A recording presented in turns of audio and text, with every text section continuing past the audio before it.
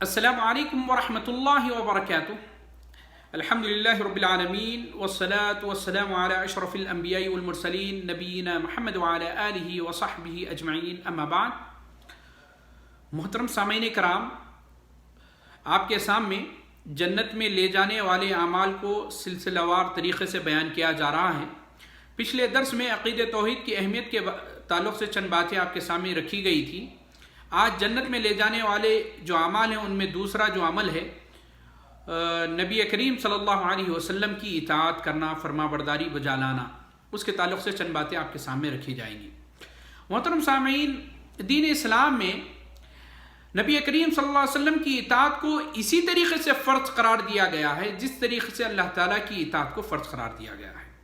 سورہ نساء میں اللہ رب العالمین کا ارشاد ہے، وَمَن يُطِعِ الرَّسُولَ فَقَدْ أَطَاعَ اللَّهَ، جس نے رسول اللہ صلی اللہ علیہ وسلم کی اطاعت کی اس نے اللہ کی اطاعت کی۔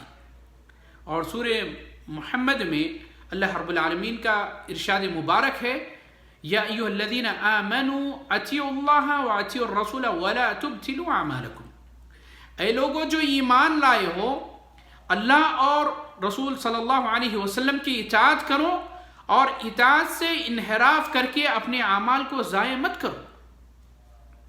تو میرے عزیز سامعین، اطاعت رسول صلی اللہ علیہ وسلم کے بارے میں یہ بات ہمیشہ پیش نظر رہنی چاہیے کہ نبی کریم صلی اللہ علیہ وسلم کی اطاعت جو ہے وہ آپ صلی اللہ علیہ وسلم کی حیات تک محدود نہیں ہے، بلکہ آپ کے وفات کے بعد بھی قیامت تک آنے والے تمام مسلمانوں کے لیے فرض قرار دی گئی ہے۔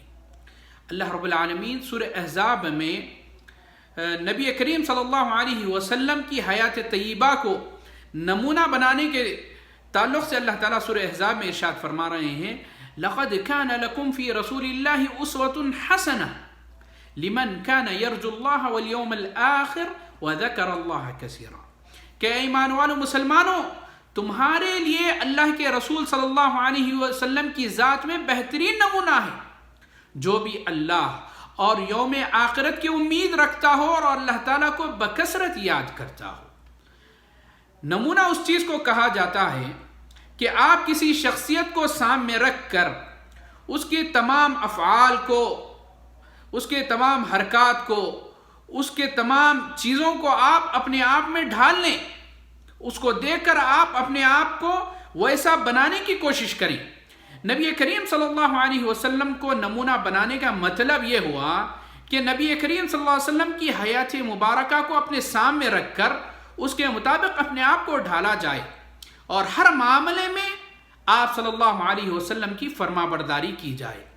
تو میرے محترم سامعین، سورہ احزاب میں اللہ رب العالمین اپنی اور اپنے پیغمبر نبی کریم صلی اللہ علیہ وسلم کی اطاعت کرنے والوں کی جزا کا تذکرہ کرتے ہوئے ارشاد فرما رہے ہیں کہ جو مومن لوگ، جو مسلمان نبی اللہ اور اس کے رسول کی اطاعت کریں گے ان کا شمار اللہ تعالیٰ کن لوگوں میں کرے گا، اس کا اللہ تعالیٰ سورہ نساء میں اللہ تعالیٰ ارشاد فرما رہے ہیں، وَمَن يُطِعِ اللَّهَ وَالرَّسُولَ فَأُولَٰئِكَ مَعَ الَّذِينَ أَنْعَمَ اللَّهُ عَلَيْهِم مِّنَ النَّبِيِّينَ وَالصِّدِّيقِينَ وَالشُّهَدَاءِ وَالصَّالِحِينَ وَحَسُنَ أُولَٰئِكَ رَفِيقًا، کہ اللہ رب العالمین کیا فرما رہے ہیں، جو شخص اللہ اور اس کے رسول صلی اللہ علیہ وسلم کی اطاعت کرتا ہے تو ایسے لوگ ان لوگوں کے ساتھ ہوں گے جن پر اللہ رب العالمین نے انعام کیا ہے۔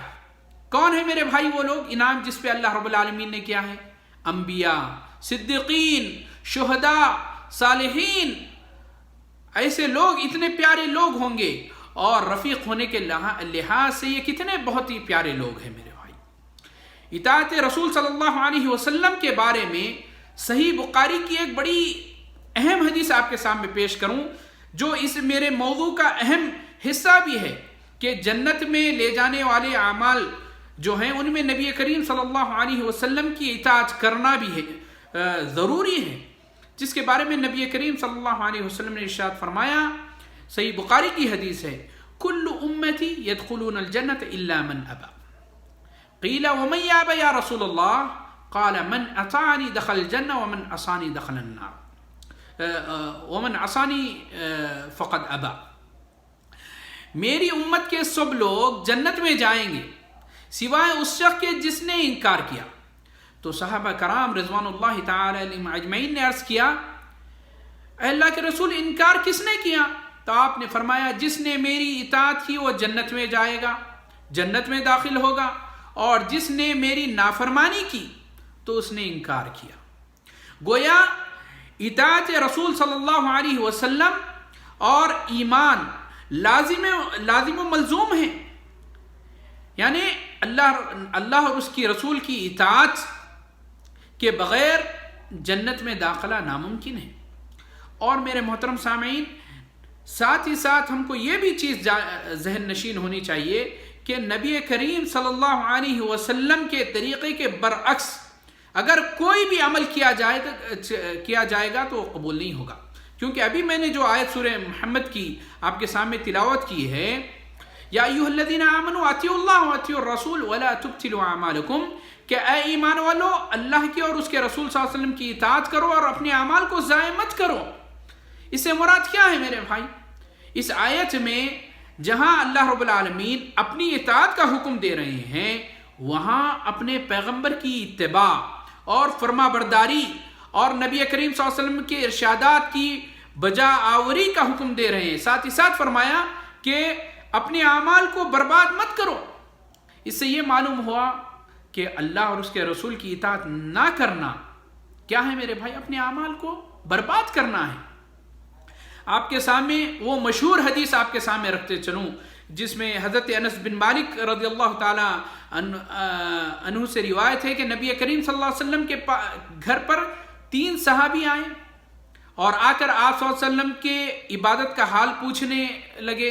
جب ان کو نبی کریم صلی اللہ علیہ وسلم کی عبادت کا حال بیان کیا گیا تو اپنی عبادت کو بہت کم خیال کرتے ہوئے کہا کہ ہم نبی کریم صلی اللہ علیہ وسلم آپ صلی اللہ علیہ وسلم کے اعمال کی برابری کہاں کر سکتے ہیں؟ اللہ کے رسول صلی اللہ علیہ وسلم کے تو اگلے پچھلے تمام گناہ معاف ہو چکے ہیں۔ ایک نے کیا کہا؟ میں رات بھر جاگ کر نماز پڑھا کروں گا۔ دوسرے صحابی نے کہا کہ میں ہمیشہ روزے رکھوں گا۔ تیسرے صحابی نے کہا کہ میں نکاح نہیں کروں گا، عورت سے ہمیشہ کے لیے الگ ہو جاؤں گا۔ اس کے بعد نبی کریم صلی اللہ علیہ وسلم کو ان کے یہ کہنے کی خبر ہوئی۔ نبی کریم صلی اللہ علیہ وسلم ان کے پاس تشریف لائے اور فرمایا کیا تم لوگوں نے یوں کہا ہے؟ اللہ کی قسم میں اللہ تعالیٰ سے تمہاری بنسبت بہت زیادہ ڈرنے والا، خوف کھانے والا ہوں۔ میں روزہ بھی رکھتا ہوں، افطار بھی کرتا ہوں، نماز بھی پڑھتا ہوں اور سوتا بھی ہوں، اور ساتھ ساتھ عورتوں کے ساتھ نکاح بھی کرتا ہوں۔ یاد رکھو فمن رغب عنی فلیس منی، فمن رغب عن سنتی فلیس منی، کہ جس کسی نے میری سنت سے روگردانی کی، اعراض کیا، وہ میرے طریقے پہ نہیں ہے۔ صحیح بخاری کی حدیث ہے کتاب النکاح میں۔ تو یہ حدیث میرے بھائی یہ واضح دلیل ہے کہ نیک عمل بھی وہی مقبول ہوگا جو نبی کریم صلی اللہ علیہ وسلم کے طریقے کے مطابق ہو اور آپ صلی اللہ علیہ وسلم سے ثابت ہو اور آپ صلی اللہ علیہ وسلم نے اس کو کیا ہو، کرنے کا حکم دیا ہو۔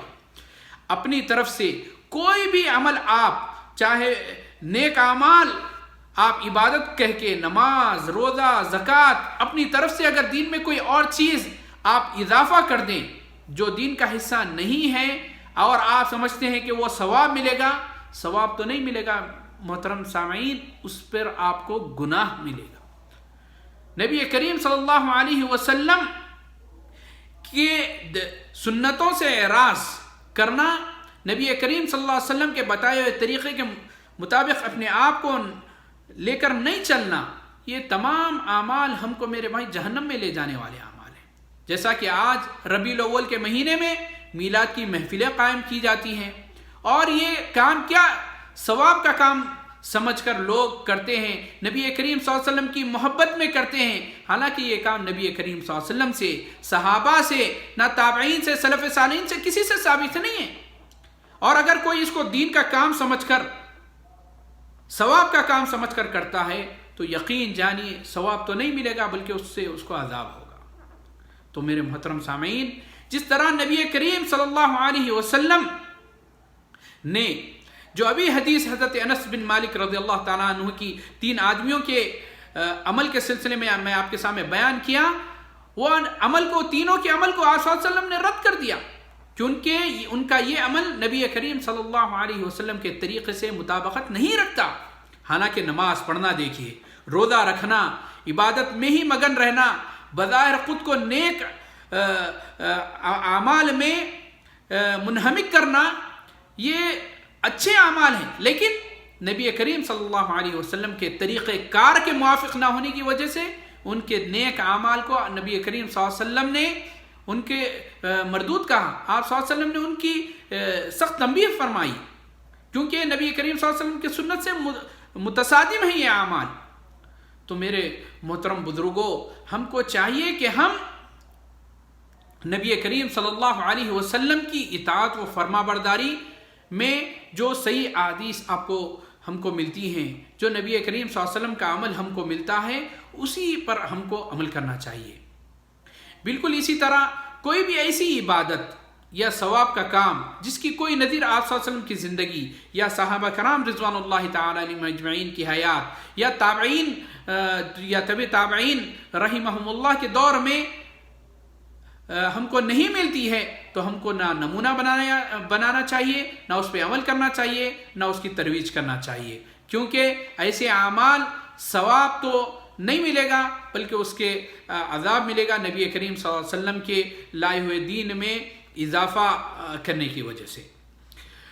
تو میرے محترم سامعین، اطاعت رسول صلی اللہ علیہ وسلم کے بارے میں قرآنی آیات اور نبی کریم صلی اللہ علیہ وسلم کی ارشادات مبارکہ کے مطالعے کے بعد یہ فیصلہ ہمارے لیے مشکل نہیں ہے کہ دین میں اتباع سنت کی حیثیت کسی فروعی مسئلے کسی نہیں ہے، بلکہ یہ دین کا بنیادی تقاضوں میں سے ایک تقاضا ہے۔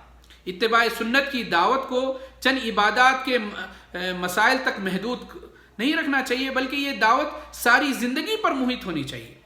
جس طرح عبادات میں نماز، روزہ، زکوٰۃ، حج وغیرہ میں اتباع سنت نبی صلی اللہ علیہ وسلم مطلوب ہے، اسی طریقے سے اخلاق و کردار میں، کاروبار میں، معاملات میں، حقوق العباد میں اور دیگر جو معاملات ہیں، ان تمام چیزوں میں نبی کریم صلی اللہ علیہ وسلم کے بتائے ہوئے طریقے کو ہم کو مد نظر رہنا چاہیے۔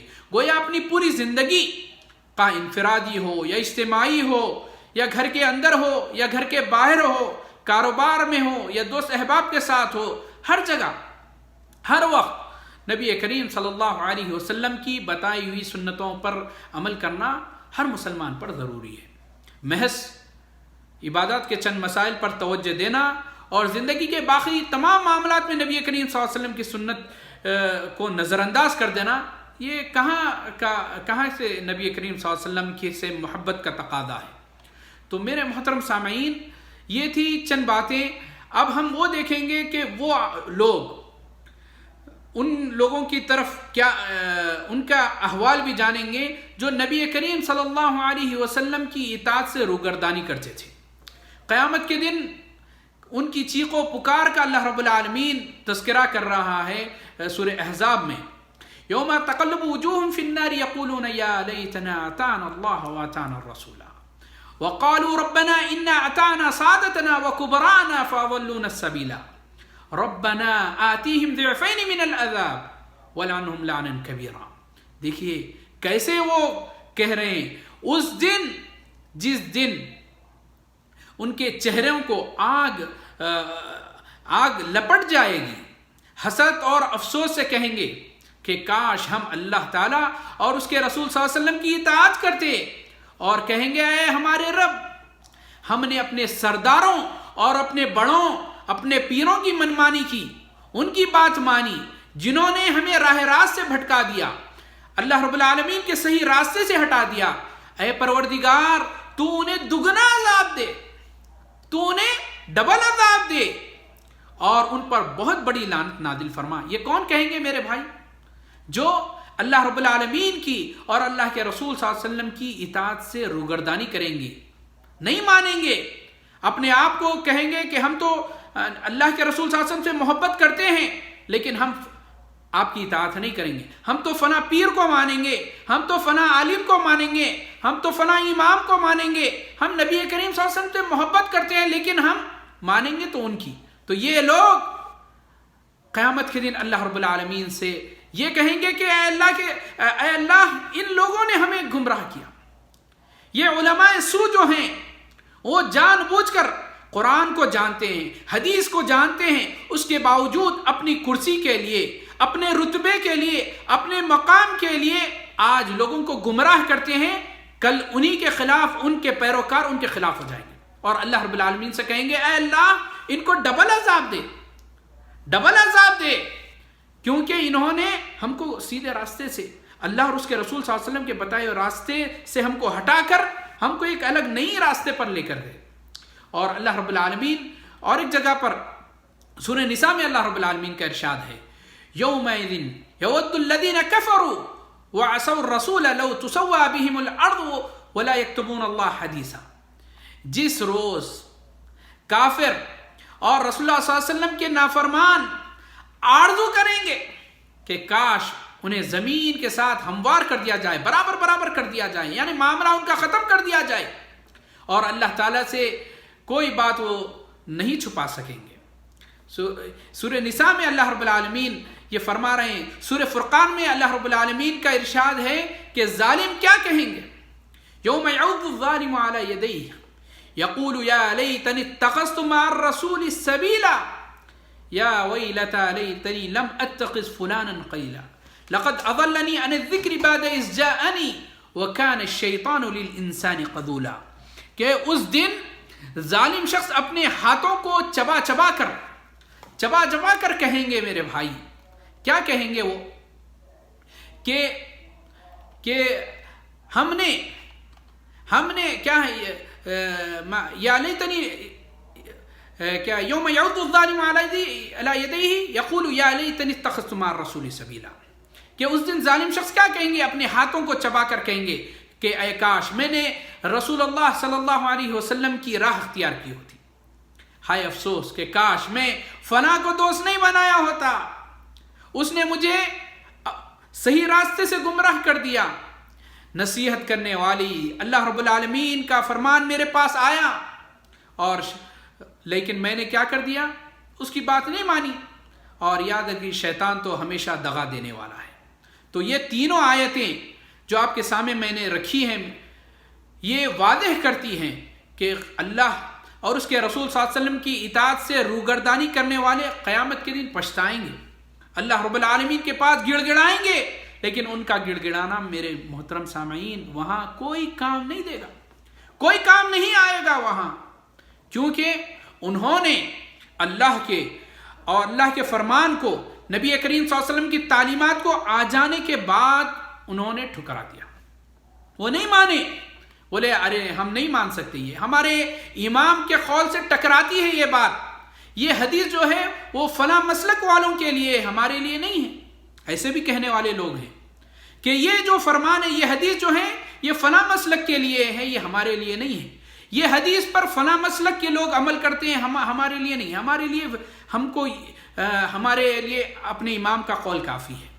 تو میرے محترم سامعین ہم کو چاہیے کہ ہم اللہ اور اس کے رسول صلی اللہ علیہ وسلم کی جب تعلیمات آ جائیں تو ہم اپنی منمانی کو چھوڑ کر اللہ اور رسول کے صلی اللہ علیہ وسلم کے فرامین پر سرقم تسلیم کر دیں.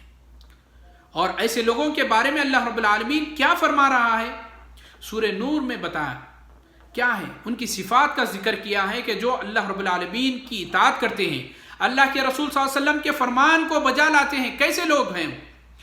انما كان قول المؤمنين اذا دعوا الى الله ورسوله ليحكم بينهم ان يقولوا سمعنا واطعنا واولئك هم المفلحون ومن يطع الله ورسوله ويخشى الله ويتقيه فاولئك هم الفائزون. کہ ایمان والوں کا کیا قول ہوگا میرے بھائی کہ جب انہیں بلایا جاتا کہ اللہ اور اس کے رسول ان کے درمیان فیصلہ کر دیں تو وہ کہتے ہیں ہم نے سنا اور مان لیا. اور یہی لوگ کامیاب ہونے والے ہیں. کون ہیں وہ؟ جو اللہ تعالیٰ کی اطاعت کرتے ہیں، جو اس کے رسول کا فرمان بجا لاتے ہیں اور اللہ رب العالمین کا تقوی اختیار کرتے ہیں، ڈرتے ہیں، وہی لوگ کامیاب ہونے والے ہیں. تو میرے محترم سامعین ہم کو بھی ان کامیاب لوگوں میں اگر اپنا شمار کروانا ہے تو اللہ اور اس کے رسول صلی اللہ علیہ وسلم کی اطاعت کو لازم کرنا ہے اپنی زندگیوں میں.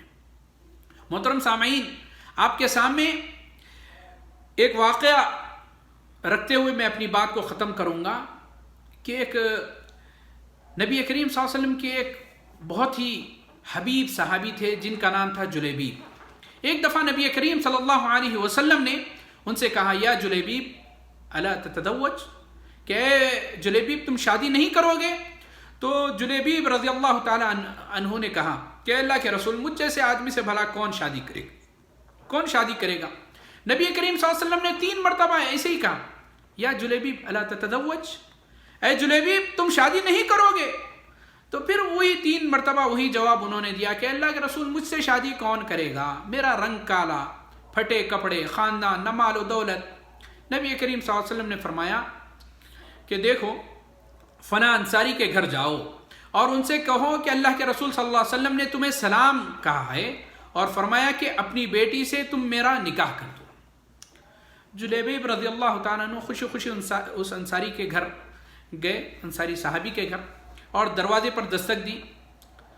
باہر انصاری صحابی باہر آئے اور انہوں نے سلام دعا کے بعد کہا کہ نبی کریم صلی اللہ علیہ وسلم نے تمہیں سلام بھجوایا ہے۔ میرے محترم سامعین، یہ سننے کی دیر تھی کہ گھر میں خوشی کی لہر دوڑ گئی کہ اللہ کے رسول صلی اللہ علیہ وسلم نے سلام بھجوایا ہے۔ جلیبیب رضی اللہ تعالیٰ عنہ کہنے لگے ہاں نبی کریم صلی اللہ علیہ وسلم نے سلام بھجوایا ہے اور ایک تمہارے لیے ایک حکم دیا ہے کہ تم اپنی بیٹی سے میری شادی کر دو، یعنی میرا نکاح کر دو۔ صاحب خانہ نے کہا ذرا انتظار کرو، میں اپنے گھر میں مشورہ کر لوں، لڑکی کی ماں سے مشورہ کر لوں۔ ماں کہنے لگی، اندر گئے وہ صحابی، انصاری صحابی، جا کر ماں سے کہنے لگے کہ نبی کریم صلی اللہ علیہ وسلم نے ہمارے لیے سلام کہا ہے اور کہا کہ اپنی بیٹی کو جلیبیب جو ہے صحابی ہے ان سے نکاح، ان کے عقد کر دو، ان کے نکاح میں دے دو۔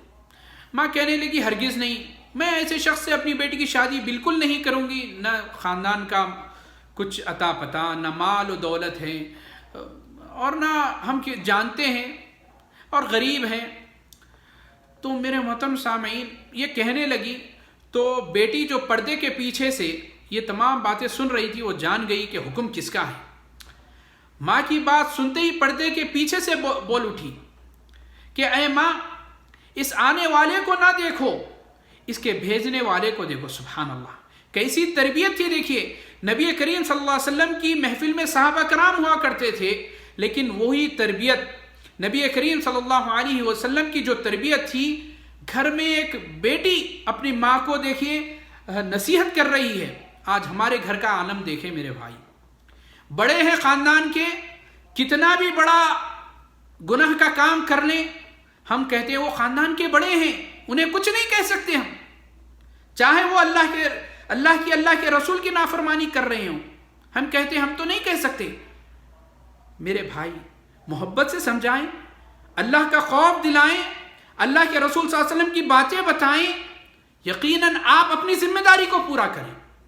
آپ پیار محبت کے ساتھ، اللہ تعالیٰ قرآن میں کیا فرما رہا ہے؟ ادعو الی سبیل ربک بالحکمت والموعظۃ الحسنہ وجادلہم باللتی ہی احسن، کہ تم اللہ کے راستے کی طرف جب بلاؤ تو کیسے بلاؤ؟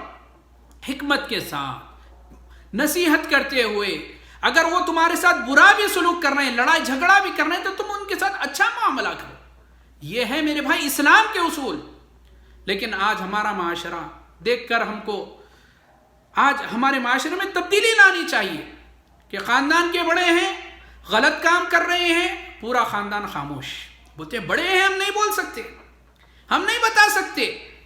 میرے بھائی ایک لڑکی اپنی ماں کو کہہ رہی ہے، کیا کہہ رہی ہے؟ ماں آنے والے کو مت دیکھو، بھیجنے والے کو دیکھو۔ سبحان اللہ۔ اور کیا جواب دیتی ہے؟ اتردون علی رسول اللہ صلی اللہ علیہ وسلم امرہ، ادفعونی الی رسول اللہ صلی اللہ علیہ وسلم فإنہ لن یضیعنی، کہ آپ اللہ کے رسول صلی اللہ علیہ وسلم کے حکم کو ٹالنے کی کوشش میں ہیں، مجھے اللہ کے رسول صلی اللہ علیہ وسلم کے حوالے کر دیں، اللہ کے رسول صلی اللہ علیہ وسلم کے سپرد کر دیں، اور وہ اپنی مرضی کے مطابق جہاں چاہیں میری شادی کر دیں، کیونکہ وہ ہرگز مجھے ضائع ہونے نہیں دیں گے۔ میرے بھائی یہ ایمان ہونا چاہیے، آج بھی یہ ایمان کا تقاضا ہونا چاہیے کہ اللہ اور اس کے رسول صلی اللہ علیہ وسلم کا حکم آ جائے تو ہمارا سر قم تسلیم کرتے ہوئے ہم اس کو مان لینا چاہیے۔ آج ہم اپنی انا، اپنے آپ کو دیندار مانتے ہوئے بھی ہم دین سے اوپر اپنے آپ کو اٹھاتے ہیں، اور وہ لڑکی کا یہ قول آپ کے ذہن میں ہمیشہ رہنا چاہیے کہ نبی کریم صلی اللہ علیہ وسلم کا فرمان آتے ہی اپنے آپ کو سر قم تسلیم کر دیا اور کہا کہ اے ماں مجھے اللہ کے رسول صلی اللہ علیہ وسلم کے حوالے کر دیں، اللہ کے رسول مجھے ضائع نہیں کریں گے۔ کیسا ایمان تھا دیکھیں نبی کریم صلی اللہ علیہ وسلم کے ہر حکم پر۔ یہ ہے اطاعت، یہ ہے فرما برداری، یہ ہے نبی کریم صلی اللہ علیہ وسلم کے فرامین پر عمل کرنا۔ اور وہ لڑکی سورہ احزاب کی ایک آیت تلاوت کرتی ہے، وَمَا كَانَ لِمُؤْمِنٍ وَلَا مُؤْمِنَةٍ إِذَا قَضَى اللَّهُ وَرَسُولُهُ أَمْرًا أَن يَكُونَ لَهُمُ الْخِيَرَةُ مِنْ أَمْرِهِمْ وَمَن يَعْصِ اللَّهَ وَرَسُولَهُ فَقَدْ ضَلَّ ضَلَالًا مُبِينًا۔ کہ اور دیکھو کسی مومن مرد اور عورت کو اللہ اور اس کے رسول صلی اللہ علیہ وسلم کے فیصلے کے بعد اپنے امور میں کوئی اختیار باقی نہیں رہتا، اور جو اللہ تعالیٰ اور اس کے رسول سے نافرمانی کرے گا وہ کھلی گمراہی میں۔ دیکھیے میرے بھائی، ایسا دکھ رہا ہے کہ وہ آیت جبھی نازل ہوئی ہے کہ اللہ اس کے رسول صلی اللہ علیہ وسلم کے احکامات کی پابجائی کے طور پر لڑکی کے والد جو انصاری صحابی تھے اللہ کے رسول صلی اللہ علیہ وسلم کے خدمت میں حاضر ہوئے اور عرض کیا، اے اللہ کے رسول، آپ کا حکم سر آنکھوں پر، آپ کا مشورہ، آپ کے حکم کو قبول کرتا ہوں، میں شادی کے لیے راضی ہوں۔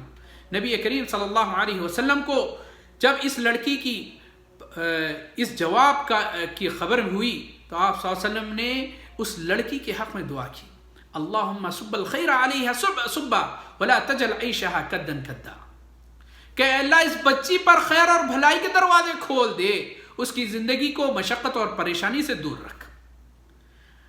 پھر جلیبیب رضی اللہ تعالیٰ عنہ کے ساتھ اس کی شادی ہو گئی اس لڑکی کی۔ مدینہ منورہ میں ایک اور گھرانہ آباد ہو گیا جس کی بنیاد میرے بھائی کس پہ تھی؟ تقوی، پرہیزگاری پر تھی، اور جس کی آرائش، جس کی زیبائش تکبیر و تہلیل، تسبیح و تحمید تھی میرے بھائی۔ اس مبارک جوڑے کی راحت، نماز اور دل کا اطمینان تپتی دوپہروں میں، تپتی ہوئی دھوپ میں نفلی نمازیں، نفلی روزوں کے ساتھ بسر کی۔ نبی کریم صلی اللہ علیہ وسلم کی دعا کی برکت دیکھیے میرے بھائی کہ یہ شادی بڑی ہی برکت والی ثابت ہوئی۔ تھوڑے ہی عرصے میں ان کے مالی حالات اس قدر اچھے ہو گئے کہ راوی بیان کرتے ہیں کہ فَكَانَتْ مِنْ أَكْثَرِ الْأَنصَارِ نَفْقَةً وَمَالًا، کہ انصاری گھرانوں کی عورتوں میں سب سے زیادہ خرچ کرنے والا جو گھرانہ تھا، جو خرچ کرنے والے جو گھرانے تھے، ان میں اس لڑکی کے گھر کا بھی شمار ہوتا تھا۔ ایک جنگ میں اللہ تعالیٰ نے مسلمانوں کو فتح نصیب کی۔ نبی کریم صلی اللہ علیہ وسلم نے اپنے صحابہ کرام رضوان اللہ تعالیٰ عنہم اجمعین کے متعلق دریافت کیا دوسرے صحابہ سے، هل تفقدون من احد، دیکھو تمہارا کوئی ساتھی بچھڑ تو نہیں گیا ہے، یعنی مطلب یہ ہے کہ کوئی شہید تو نہیں ہو گیا ہے۔ صحابہ نے عرض کیا، اللہ کے رسول ہاں فلاں حضرات موجود نہیں ہیں۔ پھر ارشاد ہوا هل تفقدون من احد، کہ تمہارا کوئی اور ساتھی تو گم تو نہیں ہے۔ صحابہ نے عرض کیا، اللہ کے رسول نہیں، تمام صحابہ تو ہیں، فلاں نہیں ہیں۔ آپ صلی اللہ علیہ وسلم نے فرمایا لیکنی افقد جلیبیبا فاطلبوہ، کہ لیکن مجھے جلیبیب نظر نہیں آ رہے ہیں، ان کو تلاش کرو۔ چنانچہ میدان جنگ میں ان کو تلاش کیا گیا۔ بڑا ہی عجیب منظر تھا۔ میدان جنگ میں ان کے ارد گرد 7 کافروں کی لاشیں تھیں، گویا آپ ان 7 سے لڑتے رہے اور پھر 7 کو جہنم رسید کر کے شہید ہو گئے۔ اللہ کے نبی کریم صلی اللہ علیہ وسلم کو جب اس واقعے کی خبر دی گئی، نبی کریم صلی اللہ علیہ وسلم خود تشریف لائے اس جگہ پر جہاں جلیبیب رضی اللہ تعالیٰ عنہ کی شہید ان کا جسد قاقی پڑا ہوا تھا۔ وہاں نبی کریم صلی اللہ علیہ وسلم خود تشریف لائے اور اپنے پیارے ساتھی کی ناش کے پاس کھڑے ہو کر آپ نے فرمایا، قتل 7 ثم قتلوا هذا مني وانا منه، هذا مني وانا منه، کہ اس نے 7 کافروں کو قتل کر کے، اس نے دشمن کو قتل کر کے اور خود بھی شہید ہو چکے ہیں، وہ مجھ سے ہیں اور میں اس سے ہوں۔ تو میرے محترم سامعین، یہ تھا. پھر آپ صلی اللہ علیہ وسلم نے خود صحابی کے اپنے ہاتھ سے اٹھایا، کوئی سہارا نہیں تھا، آپ نے خود اپنے ہاتھوں سے اٹھا کر ان کو قبر میں اتارا. تو میرے محترم سامعین، یہ تھی اطاعت.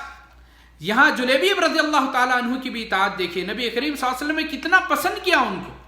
اور اسی طریقے سے آپ ان کو بھی دیکھیں کہ اس لڑکی کو بھی دیکھیں کہ کس طریقے سے نبی کریم صلی اللہ علیہ وسلم کی تمام جب حکم آیا نبی کریم صلی اللہ علیہ وسلم کا، سرقم تسلیم کیا.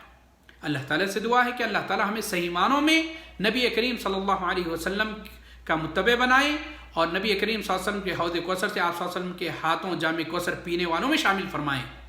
کیونکہ میرے بھائی، اس مقام سے جسے دھتکار دیا جائے گا، اس کا سمجھ جائیے اس کا ٹھکانہ جہنم ہے. کیونکہ اس شخص نے نبی کریم صلی اللہ علیہ وسلم کی دین میں بگاڑ پیدا کیا ہوگا. کیونکہ میرے بھائی، نبی کریم صلی اللہ علیہ وسلم تو اپنے امتیوں کو اعضائے وضو سے پہچان لیں گے، کیونکہ اعضائے وضو چمکتے ہوں گے. وہ آئیں گے نبی کریم صلی اللہ علیہ وسلم کے پاس، حوض کوثر کے پاس، لیکن نبی کریم صلی اللہ علیہ وسلم ان کو بلائیں گے، لیکن فرشتے کیا کریں گے؟ ان کو دور ہٹا دیں گے. نبی کریم صلی اللہ علیہ وسلم پوچھیں گے یہ تو میرے امتی ہیں، انہیں آنے دو، لیکن فرشتے کہیں گے کہ یہ آپ کے جانے کے بعد دین میں بگاڑ پیدا کیے، بدعات خرافات پیدا کر دیے. نبی کریم صلی اللہ علیہ وسلم کہیں گے سحقن سحقن، کہ انہیں دور کر دو جنہوں نے میرے بعد میرے دین میں بگاڑ پیدا کیا. اور اس کا نقصان کیا ہوگا؟ شفاعت نبی کریم صلی اللہ علیہ وسلم سے بھی محروم ہو جائیں گے، اور ان کا ٹھکانہ جہنم ہوگا، اور جنت سے بھی محروم ہو جائیں گے. تو میرے محترم سامعین، اللہ تعالیٰ سے دعا ہے کہ اللہ تعالیٰ ہم تمام کو تمام شرکیہ اعمال، کفریہ اعمال، تمام بدعات سے ہم تمام کو محفوظ فرمائیں، اور جنت کا حصول ہمارے لیے آسان بنا دے. والسلام علیکم ورحمۃ اللہ وبرکاتہ.